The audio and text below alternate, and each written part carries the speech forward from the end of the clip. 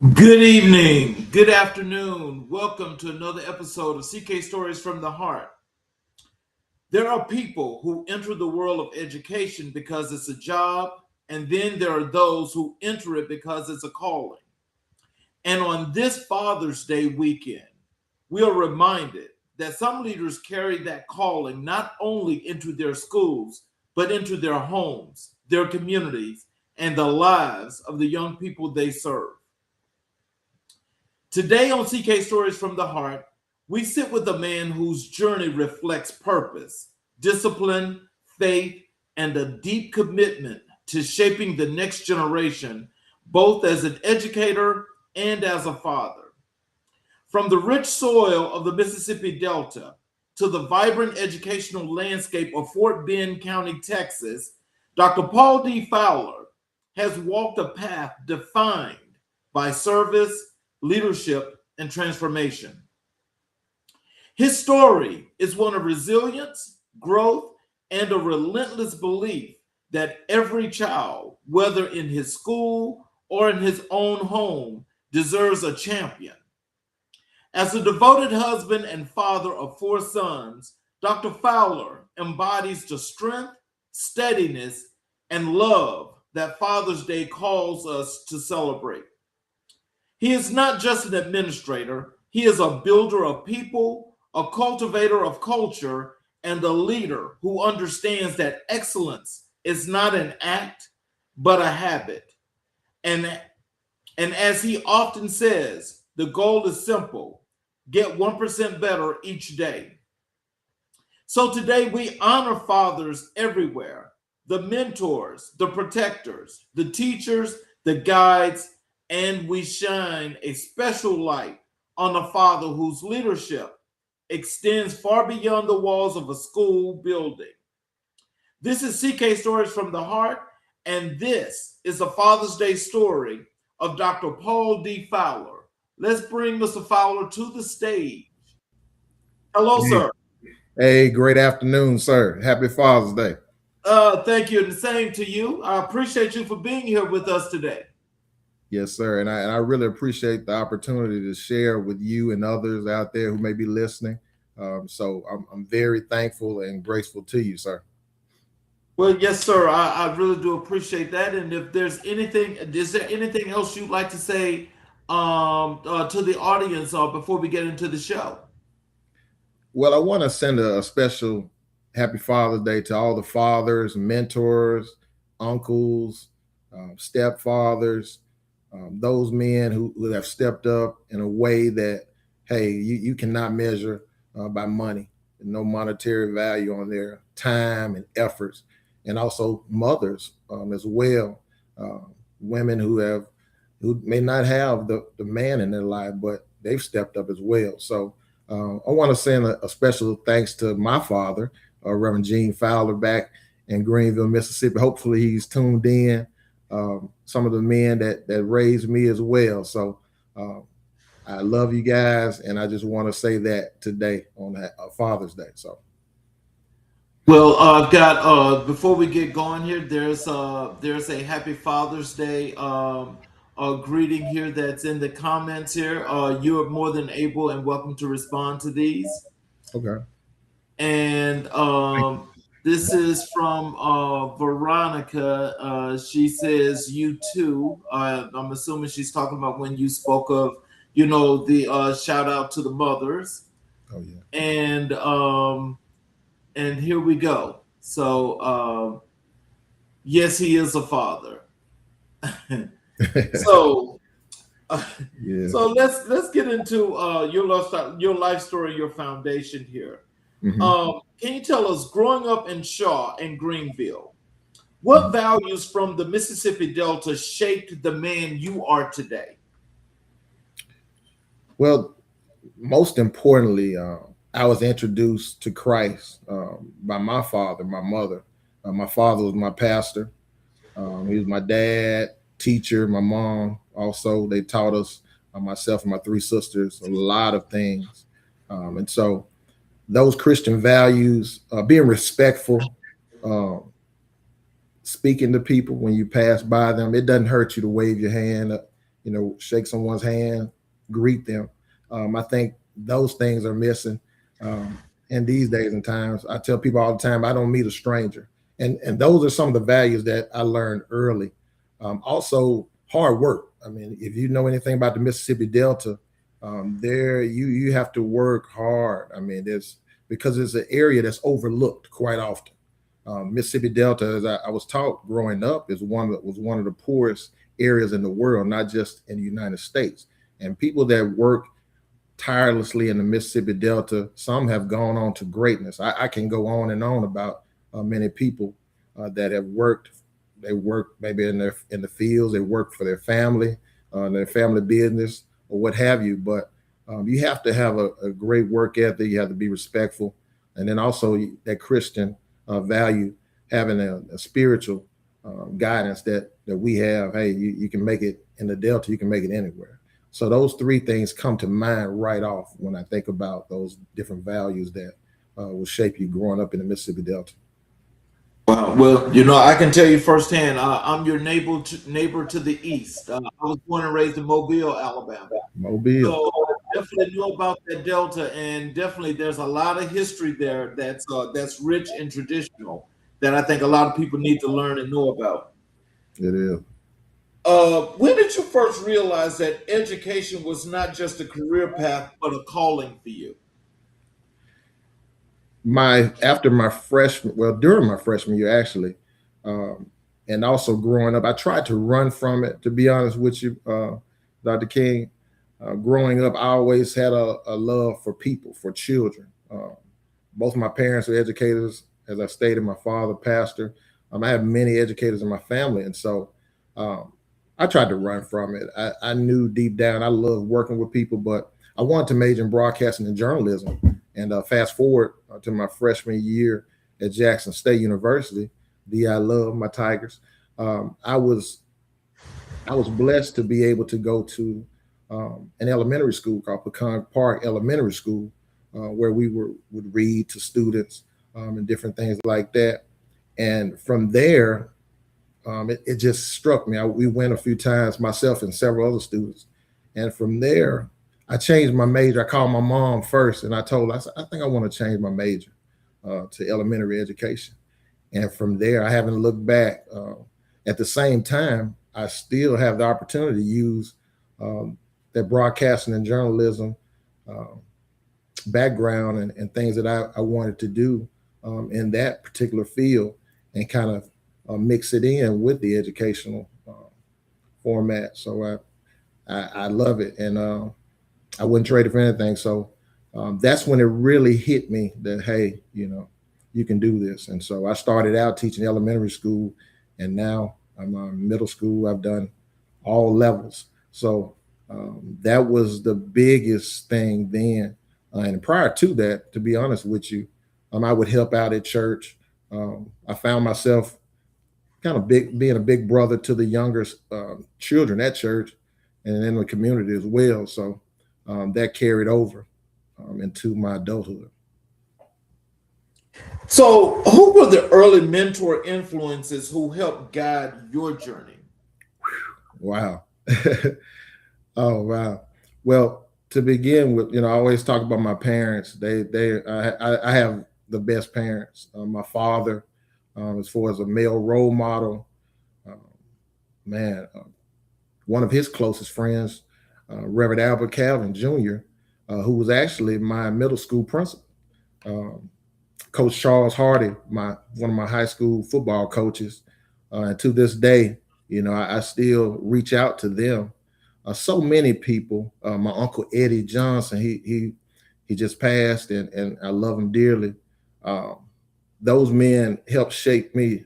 I think a part of me as an adult. I took bits and pieces from what I learned from those men, and there were some others, but I have to pinpoint those four because they played a major role in who I am as an adult. And Well, so mhm. so as you think about that, because I mean, it seems like those were really, really major influences in your life. Can you tell us how does that compare to then to now, as you are now a father and a career educator? How has that influence impacted your career and your life? That has greatly impacted my life because, as you stated earlier, I have sons. I have four sons, but in that regard, I try to make sure that I'm patient with them because I think about the knucklehead Paul Fowler when I was a kid, and at times, being growing up as a young male, sometimes we can be stubborn, a little bullheaded, and so I try to make sure that I'm patient with them, and I try to find something, at least one characteristic, and that was my sons as well as students that I've coached throughout the years. Try to find something positive and make those connections and bring it to real life, like real life. Um, and maybe the jokes, it may be different things to try to relate, connect with them so they understand, hey, this is why I'm telling you this. And you'll see, I want you to learn from my mistakes that I made. And I may share something that I did in the past. But those things, uh, being respectful, like I said, again, going back to those core values, being respectful, being a stand up guy. Hey, if you say you're going to do something, you know, do it your best. Do it to the best of your abilities. So I want to make sure I tell them those things starting off, and then from there, slowly be there with them to kind of coach them through things because it's difficult. You don't want to hold their hands, but at the same time, you want to be there, let them know, hey, I am here for you. I want you to grow, learn from this. If something negative happens, not jump down their throat so much right off, but try to be that person if they need somebody to cry to. And I tell them, hey, it's okay to cry. Hey, be strong. But at the same time, now we need to learn from that mistake and let's move forward. Uh, all of my sons have different personalities and they have different interests. And so I try to have an open mind with them and make sure that I'm supportive, like I was supported.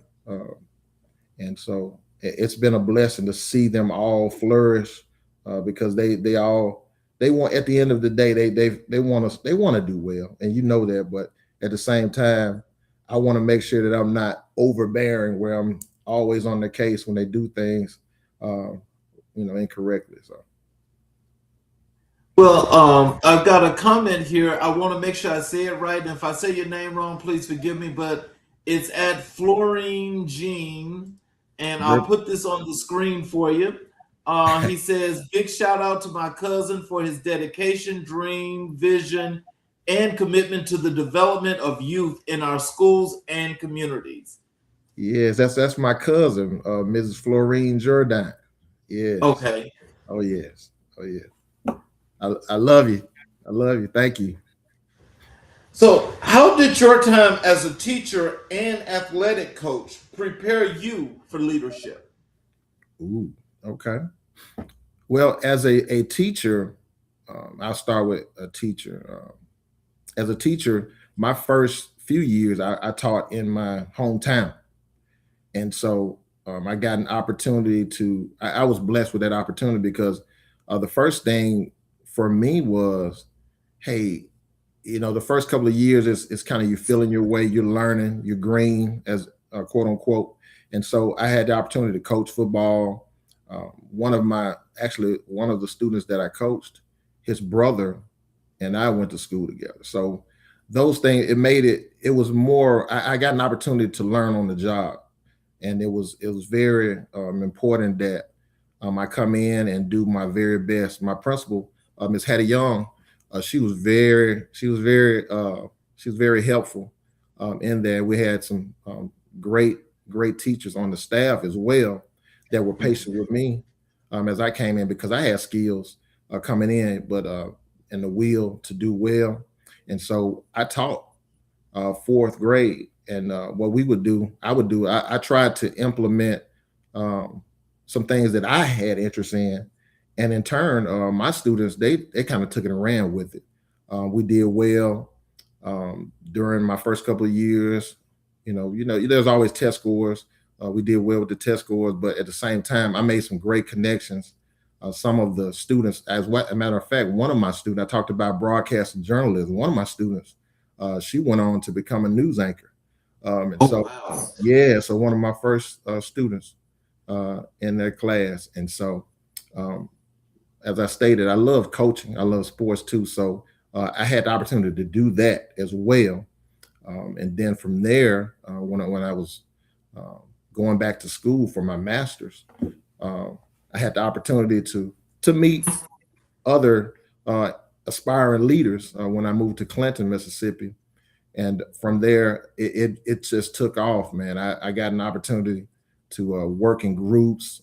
We went to talk to other teachers who did not go to school necessarily for education, but they were going into the field. They wanted to go into the field. We had an opportunity to teach classes, answer questions, and that made me reflective as a leader, which is important. And so when I became an administrator, those things stayed with me. That foundation having me think back, okay, when I was a teacher, this is what I struggled with, or this is what I did well, so I can share those experiences with teachers as well as coaches, and I was able to identify people that had skills. Like, man, you have some great skills. Like you can do this. Just like I was inspired by leaders who saw something in me, and those four men that I mentioned earlier that were patient with me and helped me along the way. And so uh, that helped me shape me into the leader I am now. Wow. Mhm. So tell us, in your venture here of education, what is your motivation? Because it seems like you are doing a lot of inspiring to students and those around you. Mhm. Well, you just hit it on the nail. Inspire. I want to inspire, educate, and sometimes entertain. Because growing up, I love to be in plays. You know, people that are close to me, they'll tell you that, hey, I'll crack a joke out of the blue. And so, those three things, I want to inspire, educate, and then sometimes entertain, because you want students to come to school. You want them to be there. You want them to, when they come to school, they want to be there. Not mom made me. Hey, maybe it's something they're looking forward to. Because I talk to students all the time. There's something for you at school. If you like the band, outside the classroom, hey, what are you doing outside of the classroom? Because that's life as we know it. You're not going to always be in the classroom. So I want them to be encouraged to do other things, talk to other people, and that'll encourage you to come to school. Um, I want to brag for a second.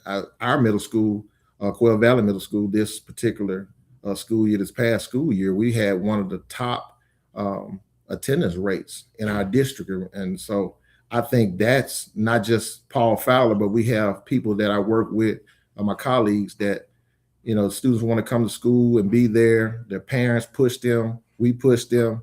And so that's that connection I was talking about, the community.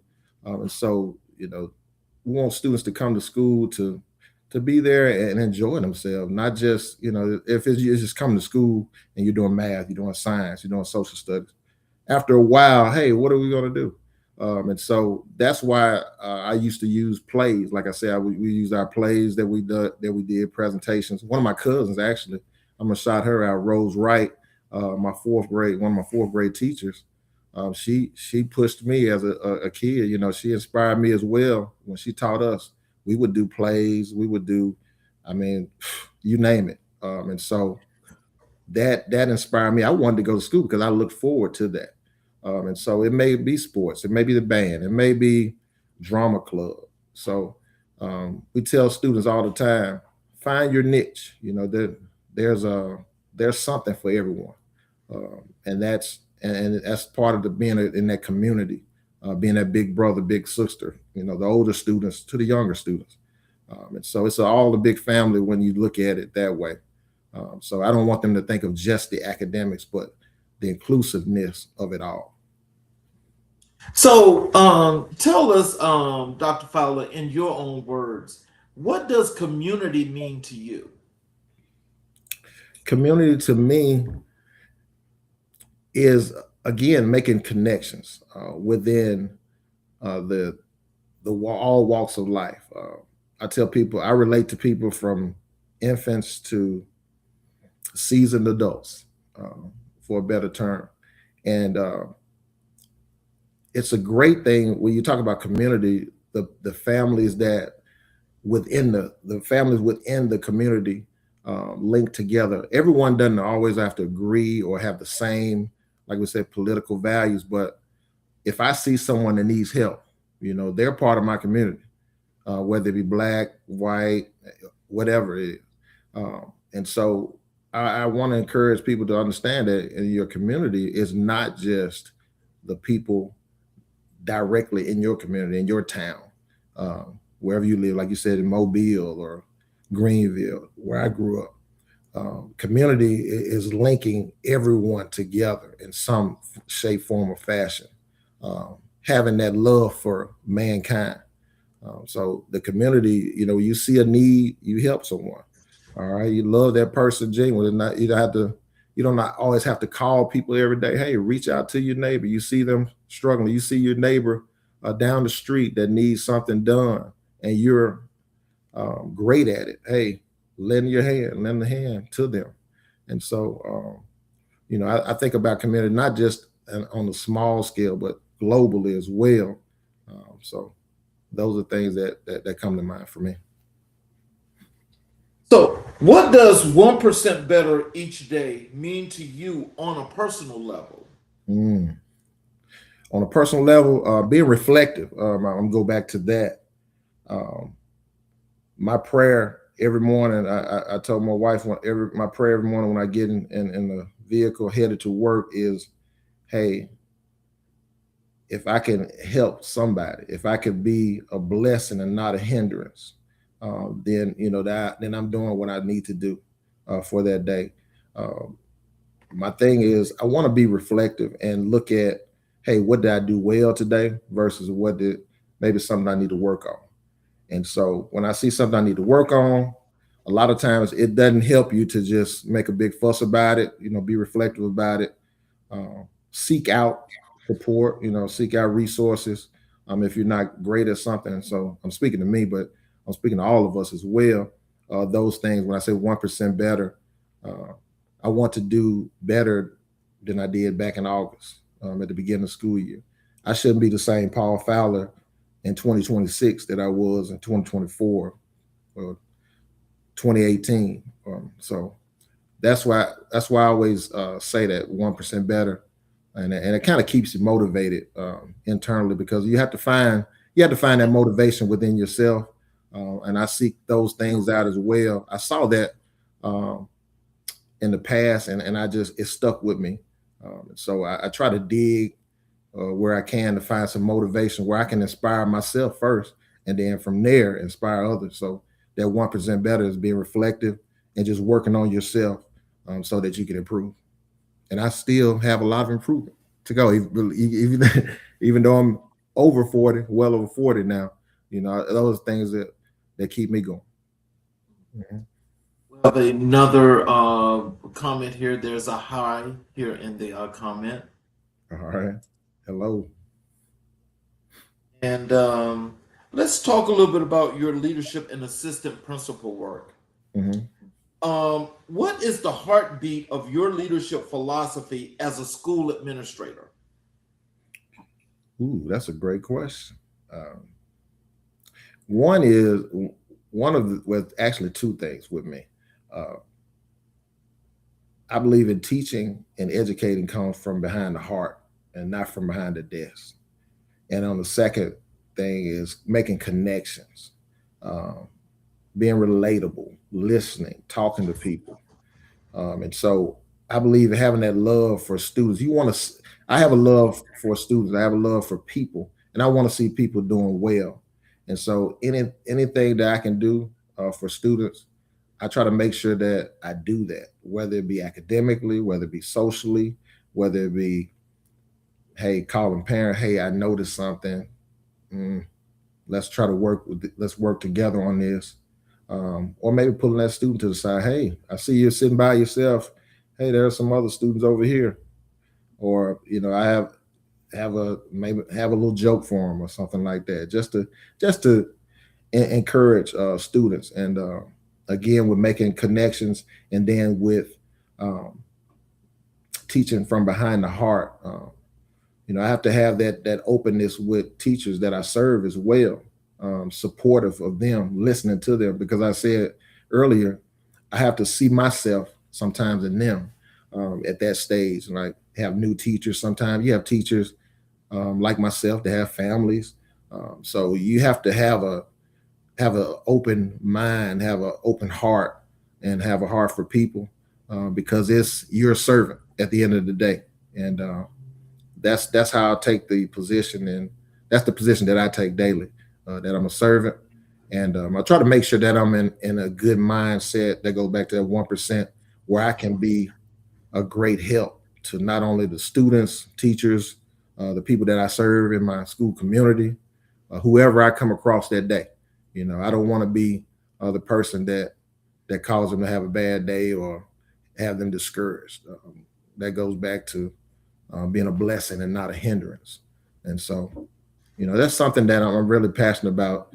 Treating people the way that you want to be treated. And so, uh, those are things that I think about when I think about making those connections and teaching from behind the heart, not from behind the desk. So when we talk about your day to day and you're dealing with your teachers, tell us, what is your philosophy in your everyday experience in working with your staff and the things that you do to inspire and motivate them. Well, in the mornings, I start off the day in the mornings by greeting everyone. You know, everyone that I come across, whether students, parents, whomever, someone coming in to fix a light fixture. Uh, being a pleasant person, 'cause you don't know what kind of night they had. You don't know, what they're dealing with, uh, and it's a big thing for me because sometimes I need that too. I might run across someone and I see a shirt they have on. I like this shirt you have on. Different things like that. Uh, and if I have a teacher that's struggling, hey, I might pull them to the side. Hey, we're gonna be all right. We're gonna be all right. What can I do to help? Okay, let me know. Just small things like that, the little small intricate things. Or if I see someone struggling, I may send them some. Everyone has different ways of communicating. They like to communicate, so it may be a email, it may be uh, just a thumbs up. You good? From afar. And so, at the end of the day, everyone's professionals, and that we serve the teachers, from custodians, cafeteria workers, everyone in that building. So I want to make sure that first being professional with them, and then also had that open line of communication where I'm supportive, and if they need help with something, if I don't have the answers, seek out resources for them to help and better help them, because it goes back to that community again. You got the community of learners, and then you have that community of support from teachers and the school community. So that's what I really at the core of everything. That's my go-to. What is the one thing you want your students to know that they don't know already that you do to help influence their lives? Mm. Well, I believe I would like to believe that they know that I really deeply care about their future. Um, I really do, because I see the potential in so many students. When I was growing up, we had word processors, typewriters. I mean, things like that. They have so many resources, so many things um, that they can use, the tools to be successful. I mean, to create a podcast, maybe. We have so many students that are very talented, but they need someone to shape that and bring it out of them, shape and mold them and bring it out of them. Um, Also, I really do. I will always tell students that, hey, find that niche, find something that you're passionate about. You don't have to be, some entertainer or movie star, but you can find your niche and you'll have a great life. Be respectful to yourself first of all, be respectful to others, and the sky's the limit. And I always want to offer that support and let them know that, hey, I'm here. You know, I'm gonna be honest with you. I'm gonna tell you, hey, you messing up. You're messing up. And you're doing well. Hey, I'm their biggest cheerleader. So, and they know that. I think I really do believe they know that. Hey, I'm their biggest cheerleader. Uh, so, that's my thing. I may joke with them sometimes, but they know at the end of the day that I really am serious about their future. My sons definitely know that. I think they call me goofy all the time because I do things just to get them going. Um, but that's who I am. But uh, I may do an impersonation. I'm real big on impersonating people, so uh, I do that sometimes. With How do you approach building strong relationships with students, especially those who may be struggling? mm, building strong relationships. That's that's a challenge these days and times because there's so much distraction, to say the least. But what I do is I always try to make sure that I'm relating to my list. I listen a lot to. A lot of times they'll tell you without telling you things that are going on with them, the way they perceive life in general, and so.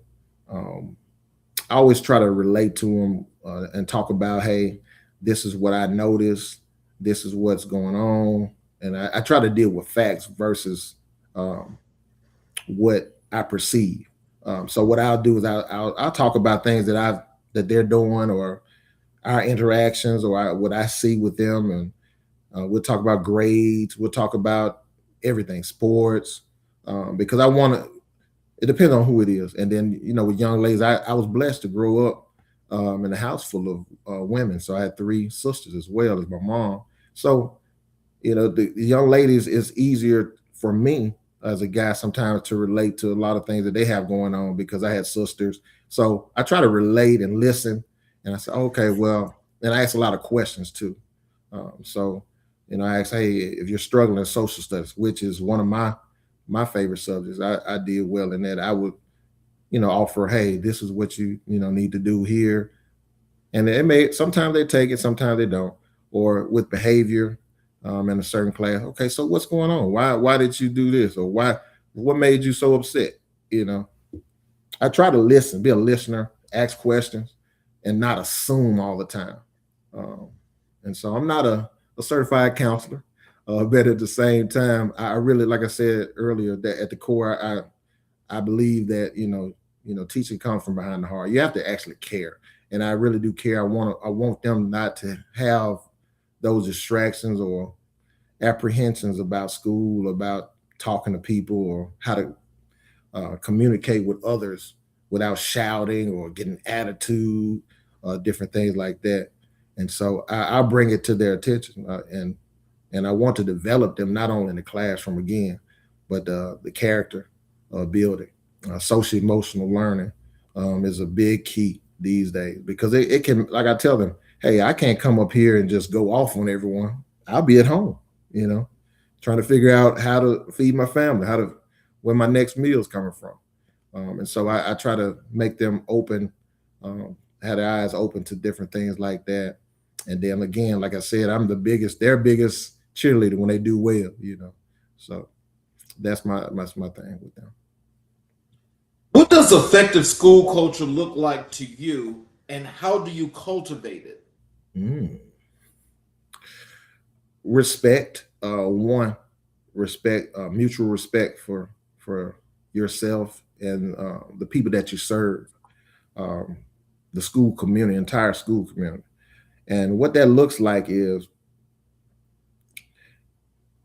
the culture starts with the leadership.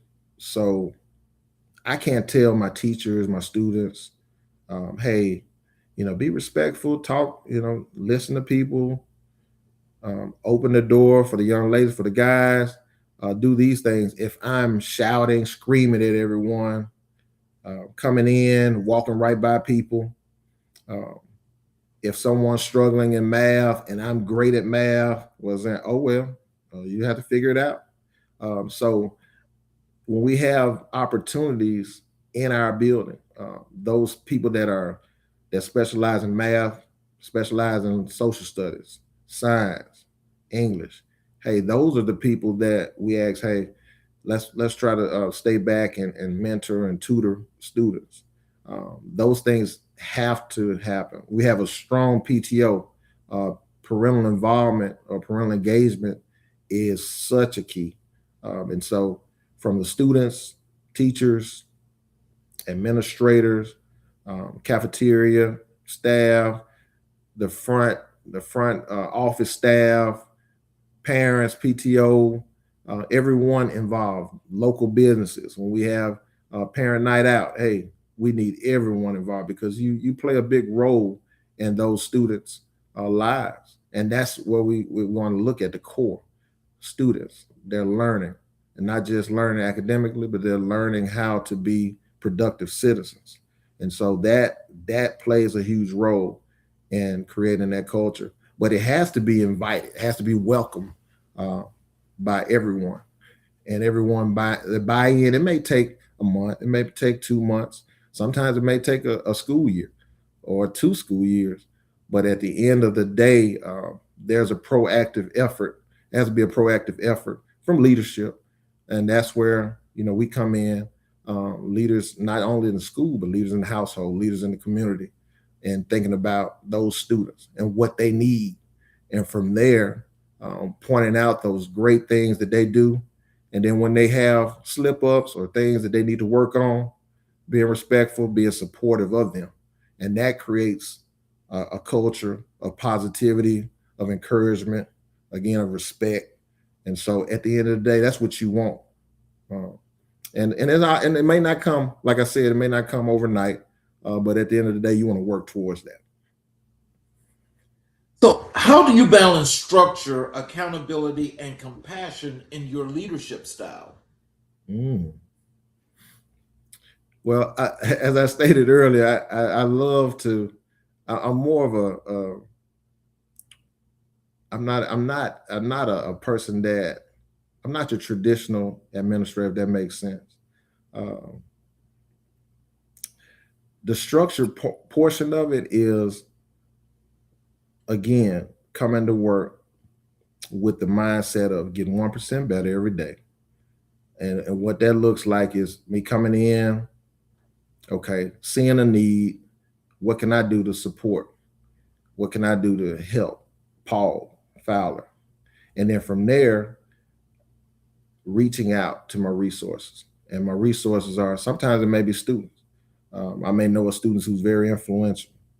I know a teacher, parents that are very influential, and getting some things done. And it kind of goes back to the culture piece, and the climate and cultural piece that we just talked about. I want to make sure that from me, getting in the classroom, be visible. And so I can't preach, hey, let's get these grades up, let's do this, let's do that. I have to be visible and be helpful, not just visible physically, but in classrooms, in the hallways, making sure that everything is running smoothly on my end, helping out where I need to, helping other administrators, helping teachers, counselors, like I said before, custodial staff, everyone.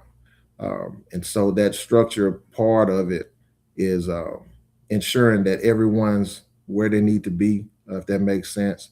If my teachers need something that, hey, that I can help with right then, let's do it right then. If I need to go a little step further, hey, let me get back with you on that. And so go back in, because we don't always have all the answers, and I never feel that way.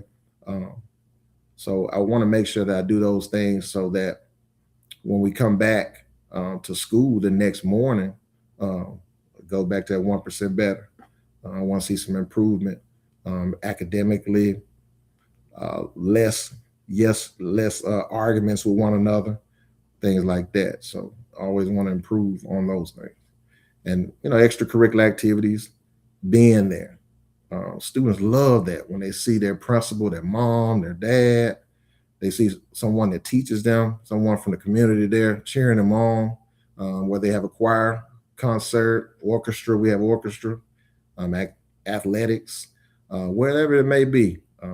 And so those things play a huge part in the structural piece, um, with our teachers, with our students, and with our school community. So when we think about you think about your role now as an administrator, Mhm. can you tell us what is one leadership lesson that took you years to fully understand? Mm.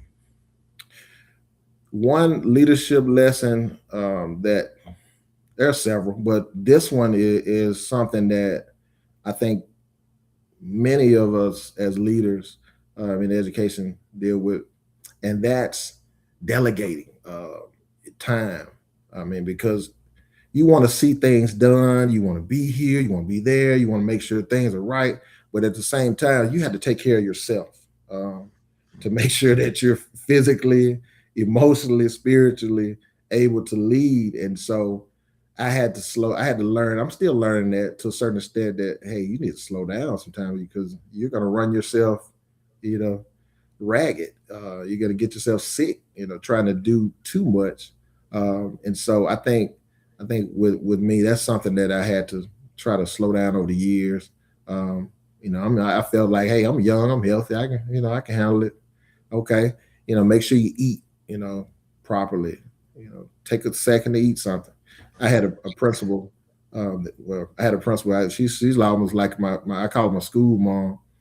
Miss Lucille Lovett. She'd ask me all the time, "Hey, Fallon, did you eat today? Did you?" I'm like, you know what? I need to eat, because you'll be burned out, and you won't have anything for your family. Won't have anything for your students when they need you, teachers, because you'll be so mentally and physically drained.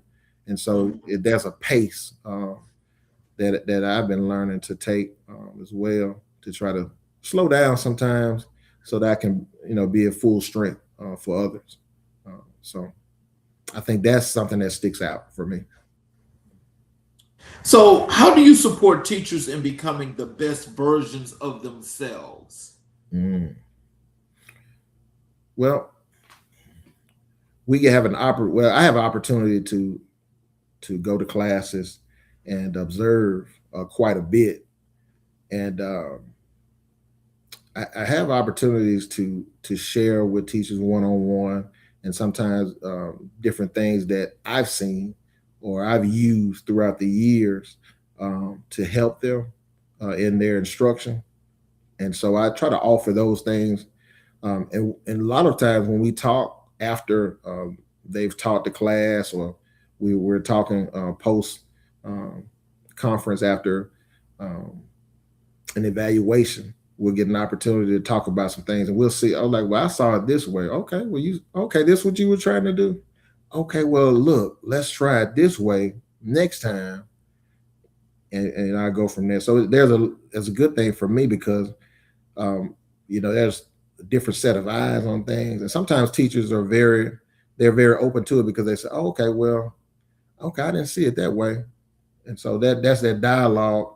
Or I may ask questions about why are certain things here, why are certain students, okay, I know the students are like, okay, so how did you get this student so engaged? Like, so those are things that I do, try to create that dialogue, in between, teachers, and, let them know that I'm there, one, being asking those questions, being present, walking around. And sometimes it may just be for 5 minutes, 10 minutes, and maybe for the designated official, evaluation of 45 minutes.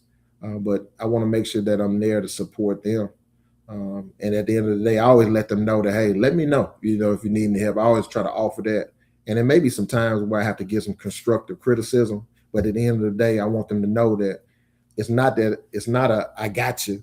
It's that I have your back, and I want you to know that. By the times I come in, I may pull a kid to the side. Hey, let's get better at this.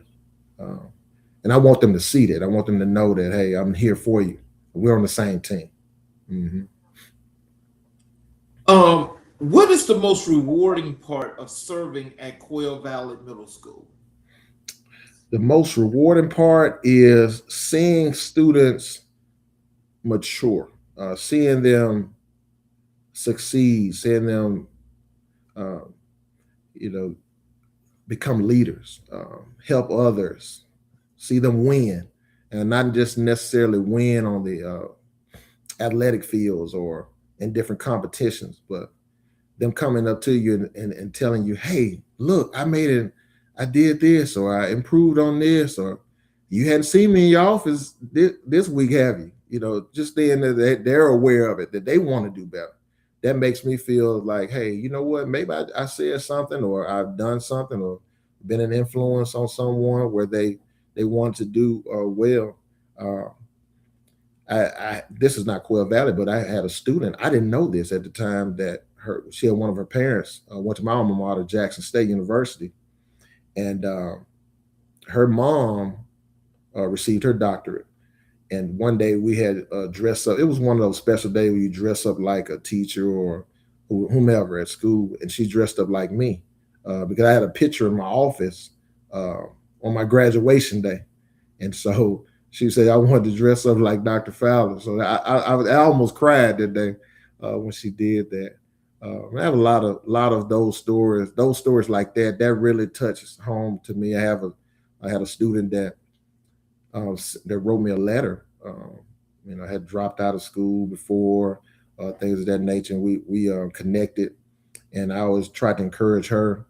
She had a lot of different challenges, and she wrote me a letter at the end of the school year, a couple of school years ago, and I kept that letter because it was very encouraging to me. Some things that she pointed out that I didn't think she paid attention to about me, and so when you touch the lives of students, those things really stick out to you, and that makes me know that, hey, maybe I'm doing something. I've done one thing right. Uh, I have a student that now Quill Valley. Uh, I won't say his name, but he has my heart. I mean, he's a good kid deep down. He has some challenges socially, and then sometimes that carries over to him in the classroom. But I saw I saw a huge improvement in him, in his self esteem, different things like that, and I can see him, moving forward next year and the year after that, and becoming a great student, not only in the classroom but out of the classroom as well.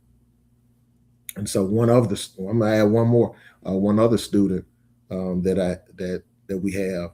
She used to be very emotional, very confrontational, and that caused her to get behind on her academics as well.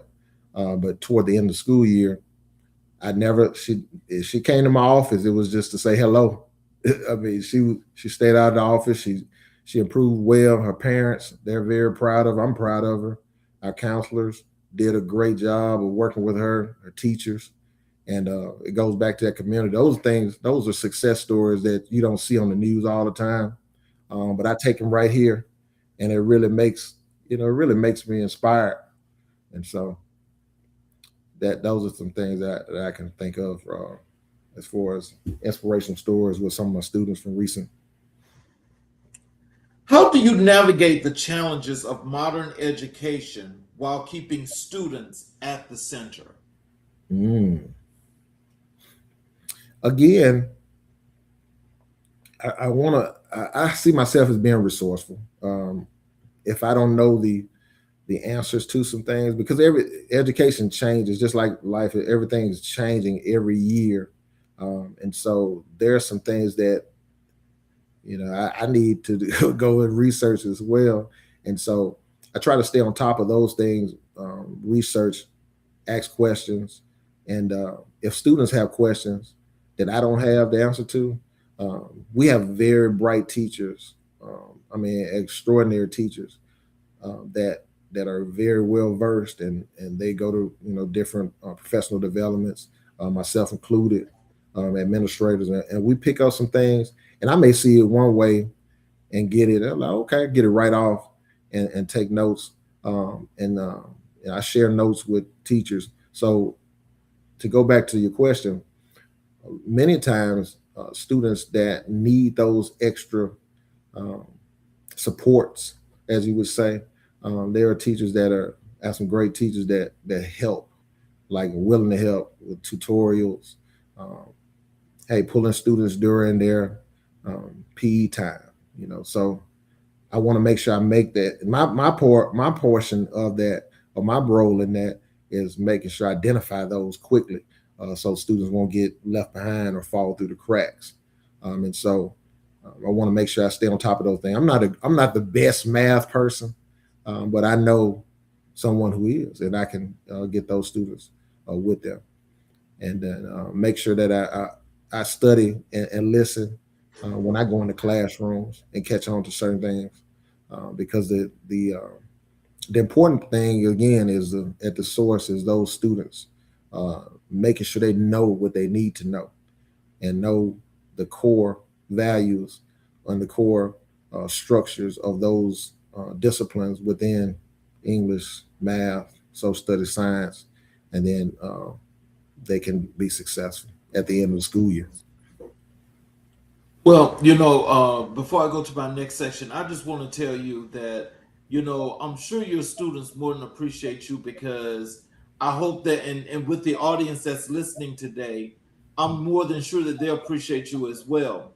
I just want to tell you, as to so many other educators that have come to our platforms, that I've got to say this, and, it's just a distinction that's real, is Mm-hmm. that you, as another top-notch educator that's happened to be a black man, is really showing, the differences that you make in the school system, in the education system, Mm-hmm. because it's so many people like you, so many men like you that's in education, that's making a difference, that people really don't get the opportunity to, one, hear, to know you, and to know what it is that you're doing. Mm-hmm. And that's why I've got to say I'm so proud and so happy again that you're here on CK Stories from the Heart, because what you're doing is what a lot of kids need. And to know that you're making this kind of difference, people just really need to know. And I'm hoping that they're taking a serious notice, because I will tell you, eventually, we're going to stay in touch regardless. I mean, I'm not done, but I Mm-hmm. just want to tell you, we're going to stay in touch anyway. Yeah. But I'm also thinking about just doing a highlight of all of you guys that's been here, and making you all change makers, and put you guys on my website, because this is really important work that you're doing, and I want to thank you in advance. Thank you. Thank you for having me. I have so much I can share. We'll be on here for hours talking about my students and school. So yeah. So let's talk about your community engagement and impact. Mm-hmm. What role does community engagement play in student success? Mm. It plays a huge role. I can't even really put it. I'll say this: students can see you every day. They can see your teacher. They can see mom, dad. But someone that comes in from the community, business owner, a lawyer, um, a former student from the school who's become successful in whatever they're doing. A representative from Chick-fil-A, um, as I stated earlier, PTO, in our school, they're very visible and very helpful. Man, we ended the school year with um, close to 700 students. If they were there at school that day, I'm not sure that all of them there in two grades.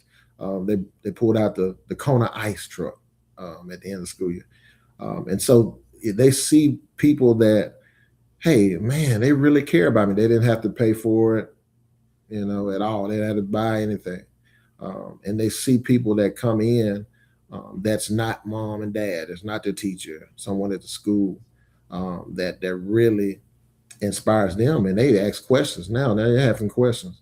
We had career day with our eighth graders, and during the school year. I mean, that was a sight to see. I mean, you saw students dressed up in suits, and the young ladies had their hair nice, and Man, it was a blessing at a young age. I mean, middle school students that see the value in their lives and see the value in what's coming years from now and maybe sooner for some because there's so many brilliant minds. I see some future business leaders out there. The community plays a huge role. Those school night outs that the restaurants that bring the schools to their businesses. Um, we had quite a few business leaders come in, and not just this, not just in Quill Valley, but throughout the years. And I noticed the students they love it. I mean, they love. We've had welders come in, because everyone's not going to go to college. Everyone's not. Um, that's the reality of it. So that career readiness piece is very, very, very important. And so you have students that may go into vocational business. They may start their own business, lawn service. They may, become a beautician, stylist. We have a lot of fashionable students out there, and so we don't want to limit them to, hey, go to, become a teacher, become a lawyer, become a doctor. There's so many things that you can become. You may want to start a bakery for those students that like to bake. So I think having those um, community members, school community members, and that come in from outside of the building, students need to see that. Like they need to see it often, not just when we have the career fairs, but see them often. And, and that may motivate some. Everyone's not self motivated, so the ones that are not self motivated, they see that, and it may spark a fire within them. And so at the end of the day, that's what we want. Like again, teaching comes from behind the heart. You want to have a heart for that. You have to want to be there for those students. Mm-hmm. I have another here comment here. Young lady is saying, I think this is a young lady saying, "Hi, sir. How are you?" All right, doing great, doing great. So let me just say this real quick. For those of you that are watching on our TikTok channel, if the show ends after the hour, please pick us up on the YouTube channel CK Stories from the Heart. That is for those of you on the TikTok channel. As we go a little bit over the hour, please pick the show up on CK Stories from the Heart.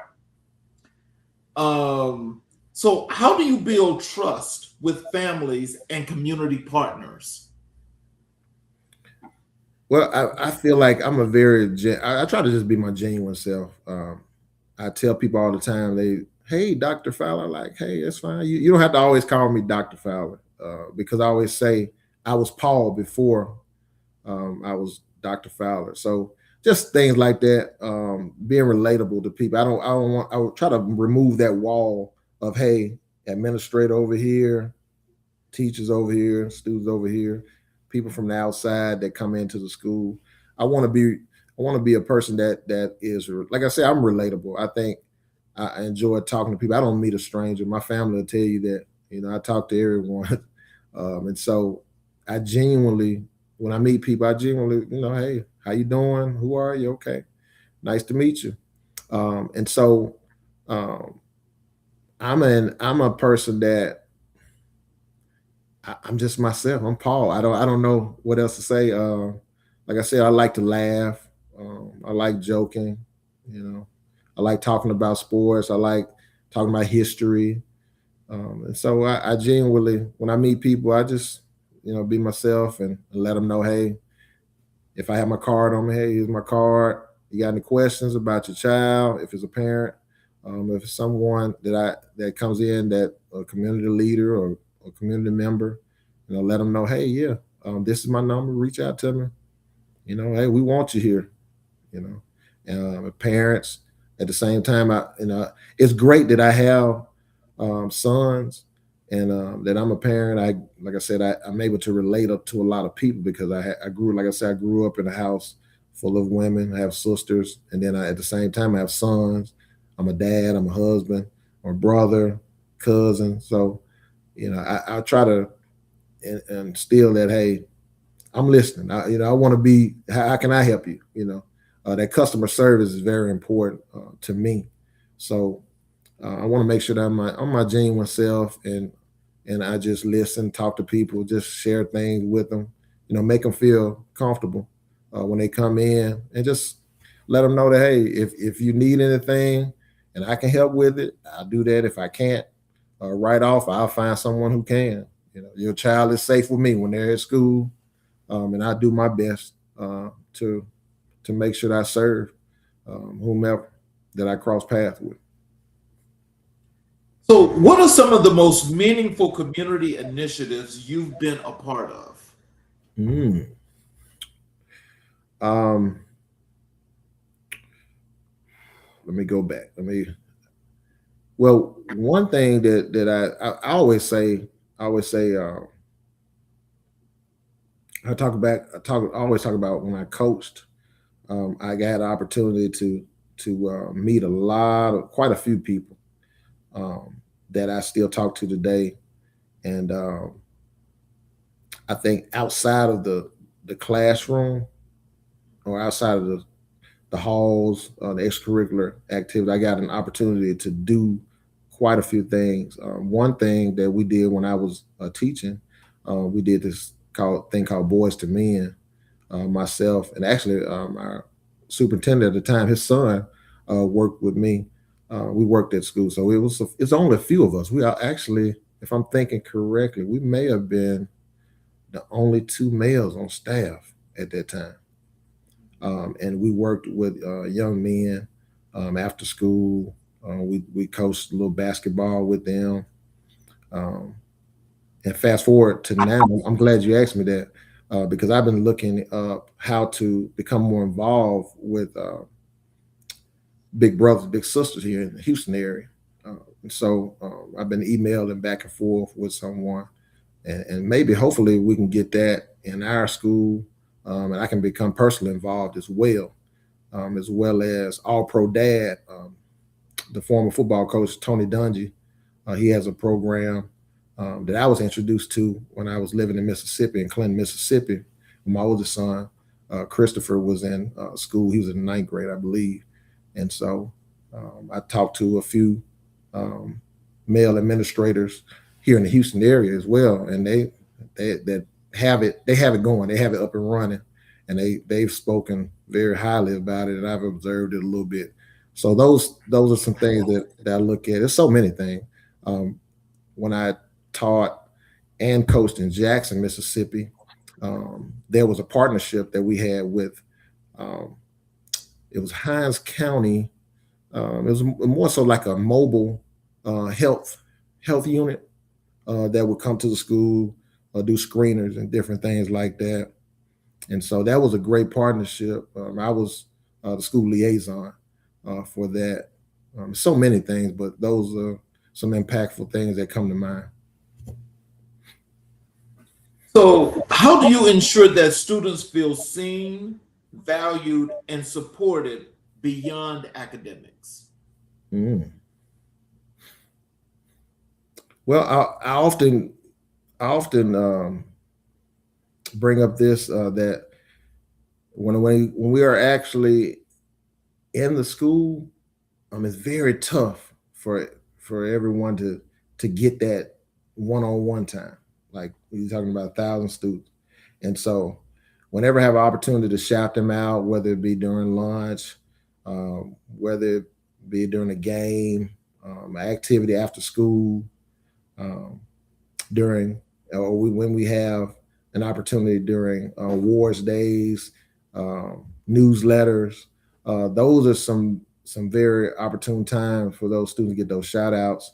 We have something that I wish we had when I was in school called Kickstart. Quite a few of my students, my grade level, um, they were doing very well with Kickstart, and I would joke with them from time to time. Hey, you never know. I may come in and challenge you. I just joke with them about that, but they did very well at competitions, and it would be students that you wouldn't think just seeing them walk down the hallway that have those they have aggressive personalities when they're on that mat. So I always try to shout them out when I see them. Like, hey, I heard you won. You know, say it verbally, not just say it. I'll just say it in the middle of the hallway. Sometimes it'd be shame, but I let them know, hey, I see you. I see what you're doing, and so they want to hear that. They may act shy, but they like that. They enjoy that. So I do those types of things. During lunch, um, I have the microphone, and so we'll talk about dismissing tables to go through the lunch line, and I think they get a kick out of hearing me. Sometimes I may sing on the mic or crack a little joke, a shout out a student that's doing something well. So those types of things. It plays a big role in my day, and I think I get great encouragement from it as well to see students do well. Mm-hmm. So, what does it mean to you to be a black male educator in today's educational landscape? Mm. It's like I say, it's a calling. I mean, it is not easy. At the same time, I think it's important for me in my role that I let them know that, hey, when I see students that look like me, and I let them know, hey, you can. I mean, you're smarter than I was. You smart. You can do whatever you want to do. Like I said, I'm their biggest cheerleader, and so I want them to see that, hey, somebody that looks like you may look a little better than me, can do great things, and if you put your mind to it, you can. I mean, the sky's the limit. Um, I think I was very blessed to have people that looked out for me, that prayed for me, that encouraged me, that gave me a great foundation. Um, when I needed help with something, I can go to them, and they would help me, and I was able to use my God-given talents to do those things um, that I'm doing now and have done, as far as being a leader, school leader. So I really think it's important that they see that. I don't want them to see me as something negative. Oh, there goes the AP. I want them to see me as, oh, there's Fowler. Paul Fowler, someone that's got my best interests at heart, someone that's encouraging me. Someone that if I need help with something, he's going to be there. Someone, hey, if I'm doing something wrong, he's going to hold me accountable. So I want to make sure that I'm that person. Mm-hmm. So, let's talk about your legacy, family, and purpose. Mm-hmm. As a husband and father of four sons, Yes, sir. how does your family inspire your leadership? Ooh, my family. Well, my family inspired my leadership. As far as my son, do you want me to go into my sons or just in general? That's so much. That's a huge one. Now I don't know if y'all have time for this one. Uh, my sons are huge. They play a huge role in my life. My wife, uh, and I always I'm very critical of myself sometimes, uh, but at the same time I try not to take myself so seriously. Uh, I believe that they know that I'll do whatever I can for them. Like I'll go 120% over.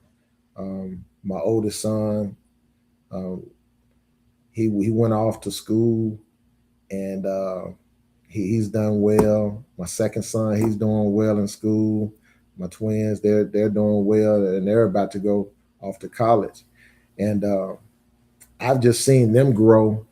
I always start off with them. I want to make sure that people know that it's not easy. It's not easy raising children. Like if you don't have children, you have no clue. But I think with my sons, I want to make sure that I'm being a role model first, showing them the way.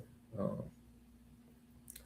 you know, being that listening ear. Being that person that, hey, I don't have all the answers, But at the same time, they know I'll send them a text, I'll send them a screenshot of something. Um, if they have activities, if I can be there physically, I'm making the point to be there. Um, and I could go so deep into this, but those are things that for me, I feel are important for them to know that, hey, I love you. One, two, I'm going to be there, support you. I'm going to make sure that you have everything you need to be successful. If I can't get it for you, I'm going to reach out and try to find out where can I get this information? Where can you get it um, for them? So again, like my wife Roslyn will tell you, you know, I'm a big goofball. I just love family. I'm a big family person. I have a lot of cousins. Um, like I stated before, three sisters, in-laws, um, nieces and nephews that know, hey, you call me if I can help you, I'll be there. So I'm real big on family. That's at the core. That's a big part of who I am. Like my family, people tell you, hey, I'm jumping for my family, um, and so. Final question. Mhm. When you think about your legacy, what do you hope people will say about the impact you Mhm. made? I would hope that people would say, hey, Paul Fowler was someone that was an inspiration. Um, he motivated people. He pushed people to be the best version of themselves. A person that's loving, respectful. Uh, Someone that when you think of me, I want you to smile. If that makes sense. I don't want you when you say Paul Fowler, goodness, you know. Um, and then also someone I want them to think of me as a person that loves his family, that loves people, that loves to see people grow um, and become the best version of themselves again. And then from there, I want them to say, hey, he made an impact on this world, um, and he did his best. So, in closing, what are some words of wisdom and encouragement you'd like to leave for our audience? Have them tell them how they can connect with you via social media, your Mhm. websites, whatever the things you'd like for them to know. Okay. Well, one word of wisdom that I want to leave with people is there's two types of people in the world: those people that watch things happen, and those people that make things happen. So which one will you be? Um, another thing I want you to know that hey, I love you all, and there's nothing that you can do about it. I love people. I love everyone, and I want to see this world improve. Um, you can find me Paul Fowler on Facebook, on Instagram. I think it's Dr. P Fowler one on Instagram, and I'm starting to do a little TikTok now.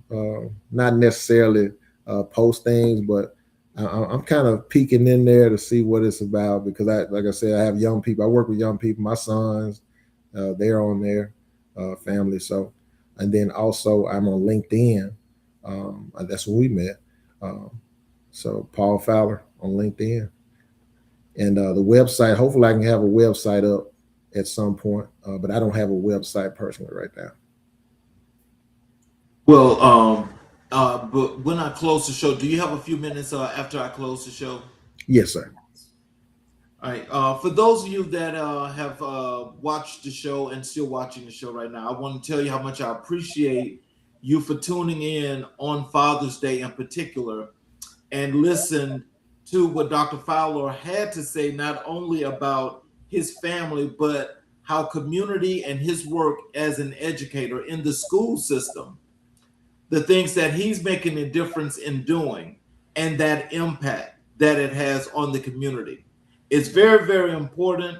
But what's more important is that for each and every last one of us to take this message that he just sent out, that is, community is important, engaging and meeting people and helping people is the most important thing to start with and build from that point.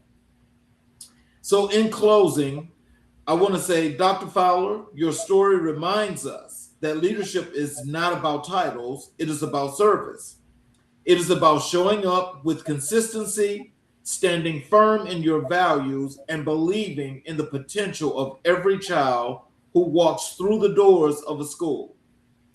But today, on Father's Day weekend, your story also reminds us of something deeper: the quiet, powerful, irreplaceable impact of fathers. Your journey from the Mississippi Delta to Fort Bend ISD is a testament to faith, discipline, and purpose. Yet the heart of your leadership is reflected just as strongly in your role as a father, in the love, guidance, and example you set for your four sons. You show us that fatherhood and leadership are not separate callings, they are intertwined, each strengthening each other. To every father watching, every mentor, every coach, every man who pours into the next generation, we honor you. We celebrate your sacrifices, your strength, your presence, and your heart.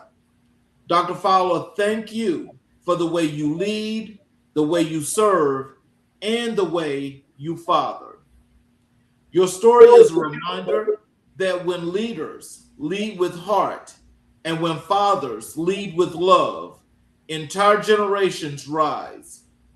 This has been CK Stories from the Heart, and today we celebrated not just the educator, but the father behind the legacy.